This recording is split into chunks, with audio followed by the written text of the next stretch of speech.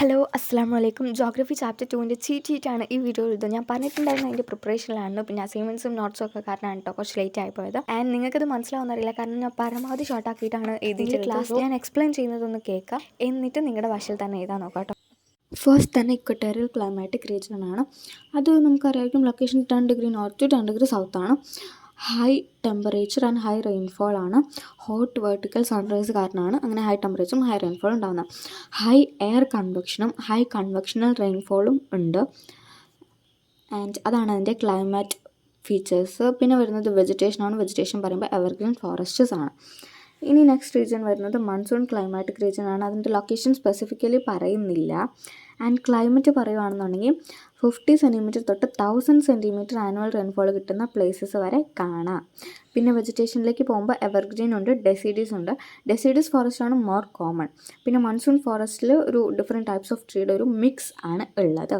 അവിടുത്തെ human activities നോക്കുകയാണെങ്കിൽ important agricultural region ആണ്. അതുപോലെ ഇൻറ്റൻസീവ് ആയിട്ടുള്ള സബ്സിസ്റ്റൻസ് അഗ്രികൾച്ചറും ഉണ്ട്. നെക്സ്റ്റ് വരുന്നത് സവന്ന ക്ലൈമാറ്റിക് റീജിയൻ ആണ്. സവന്ന ക്ലൈമാറ്റിക് റീജിയനും ടെമ്പറേറ്റ് ഗ്രാസ് ലാൻഡ്സും കമ്പയർ ചെയ്യാനായിട്ട് സമഗ്രയിൽ ക്വസ്റ്റ്യൻ ചോദിച്ചിട്ടുണ്ടായിരുന്നു. അതാണ് ഞാൻ രണ്ടും അടുത്തടുത്ത് എഴുതിയിട്ടുണ്ടായിരുന്നത്.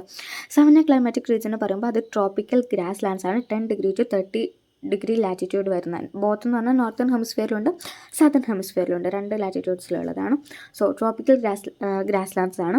അതുപോലെ ആഫ്രിക്കയിൽ സവന്ന എന്നും സൗത്ത് ബ്രസീലിൽ ക്യാമ്പോസ് എന്നും വെനസ്വേലയിൽ ലാനോസ് എന്നുമാണ് ഇത് അറിയപ്പെടുന്നത്. ക്ലൈമറ്റ് പറയുകയാണെങ്കിൽ hot humid summer, cool dry winter, 21 to 32 ഡിഗ്രിയാണ് ആവറേജ് ടെമ്പറേച്ചർ. പിന്നെ 25 സെൻറ്റിമീറ്റർ ടു 125 സെൻറ്റിമീറ്റർ ആണ് annual rainfall.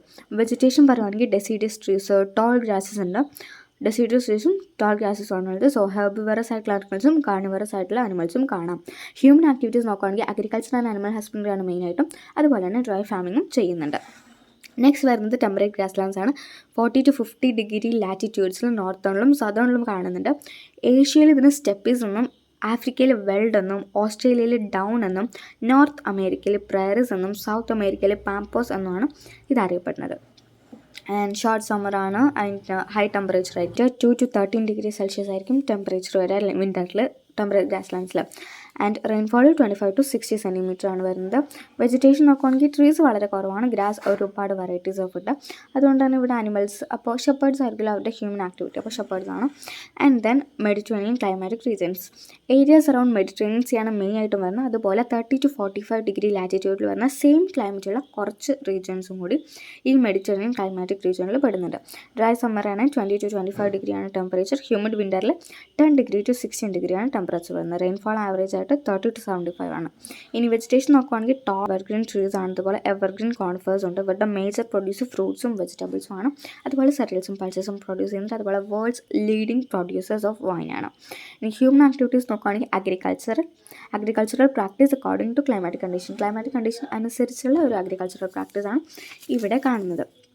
And next one ആണ് ഹോട്ട് ഡെസേർട്ട്സ്. അത് മെയിനായിട്ടും വെസ്റ്റേൺ മാർജിനിലാണ് ലൊക്കേറ്റ് ചെയ്യുന്നത്. കാരണം ട്രേഡ് വിൻഡ്സ് വീശി ആ ഒരു വെസ്റ്റേൺ ഭാഗത്തേക്ക് എത്തുമ്പോഴത്തേക്കാണ് ഡ്രൈ ആവുന്നത്. അപ്പോൾ അവിടെയായിരിക്കും ഹോട്ട് ഡെസേർട്ട്സ് ഉണ്ടാവുക. ഹോട്ടസ്റ്റ് റീജിയൻ ആണ്. 30 ഡിഗ്രിയാണ് ആവറേജ് ടെമ്പറേച്ചർ. ഏറ്റവും ഹൈ ആയിട്ടുള്ള ടെമ്പറേച്ചർ റെക്കോർഡ് ചെയ്തിട്ടുള്ളത് 58 ഡിഗ്രി സെൽഷ്യസ് ആണ്. ഹൈ ഡ്യൂണൽ ടെമ്പറേച്ചർ ആണ്. റെയിൻഫോൾ ലെസ് ദാൻ 25 സെൻറ്റിമീറ്റർ ആണ്. പിന്നെ ചില സ്ഥലത്ത് മഴയും ഉണ്ടാവലില്ല. പ്ലാന്റ്സ് അഡാപ്റ്റഡ് ടു കണ്ടീഷൻ മാത്രമാണ് ഇവിടെ ഉള്ളൂ. അതുപോലെ സ്പേഴ്സ്ലി പോപ്പുലേറ്റഡ് ആണ്. അഡാപ്റ്റ് ചെയ്തിട്ടുള്ള ട്രൈബൽ പീപ്പിൾസ് മാത്രമാണ് ഇവിടെ താമസിക്കുന്നത്. അഗ്രികൾച്ചറും അനിമൽ ഹസ്ബൻഡറിയാണ് മെയിൻ ആയിട്ടുള്ള ഇവരുടെ ആക്ടിവിറ്റീസ്. അതുപോലെ presence of economically valuable minerals ഒരു ഇമ്പോർട്ടൻറ്റ് സംഭവമാണ്. വരുന്നത് ടൈഗ റീജിയൻ ആണ്. 55 to 70 ഡിഗ്രി നോർത്തിലാണ് ഇത് വരുന്നത്.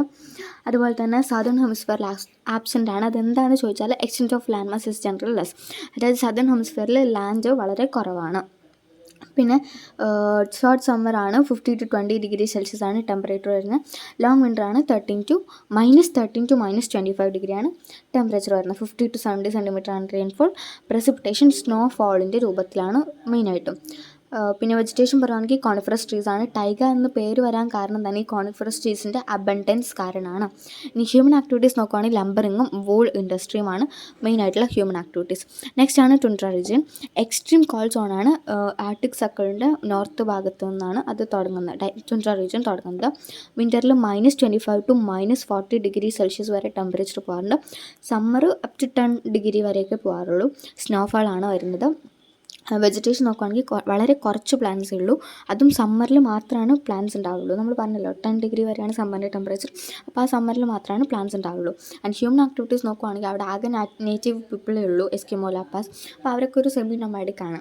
പരമാവധി തണുപ്പ് കുറവുള്ള ഭാഗത്തേക്ക് ഇങ്ങനെ സെമി നൊമാഡിക് ആയിട്ടുള്ള ഒരു ലൈഫാണ് അവർ ലീഡ് ചെയ്യുന്നത്. അപ്പോൾ this is the cheat sheet of chapter 2 climatic regions and climate change. അതിലെ ക്ലൈമാറ്റിക് റീജൻസിന് മാത്രമേ ഒരു ഷോർട്ട് നോട്ടാണ് ഈ കാണിച്ചിരിക്കുന്നത്. Then climate change